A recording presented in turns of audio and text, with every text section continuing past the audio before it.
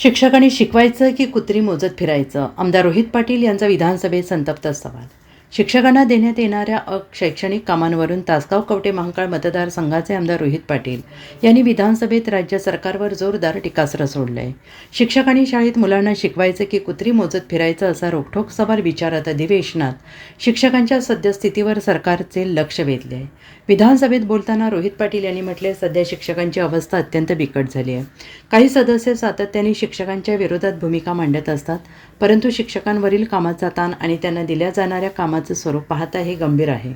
राज्यात लवकरच जनगणना सुरू होणार असून त्यासाठी पुन्हा एकदा शिक्षकांची मोठ्या प्रमाणावर नियुक्ती करण्यात आलेली आहे. यापूर्वी पाळीव प्राण्यांच्या गणनेसाठी शिक्षकांना जुंपण्यात आलं होतं आणि यावर आक्षेप घेत रोहित पाटील यांनी विचारलं की जर शिक्षक वर्गात शिकवण्याऐवजी कुत्री मोजण्यासारख्या कामात व्यस्त राहिले असतील तर विद्यार्थ्यांच्या भविष्याचं काय? शिक्षकांना अध्यापनाच्या मुख्य कामाव्यतिरिक्त विविध सर्वेक्षणांमध्ये सहभागी करून घेतल्यामुळे शालेय गुणवत्तेवर परिणाम होत असल्याचं त्यांनी नमूद केलेलं आहे.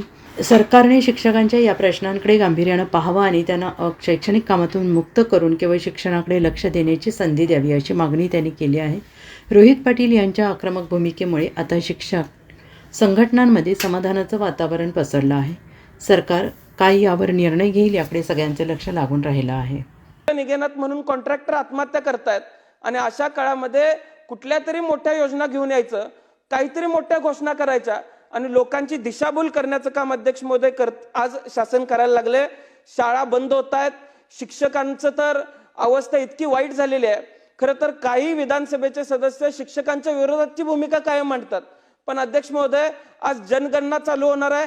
काल शिक्षकांची नियुक्ती त्यासाठी करण्यात आलेली आहे.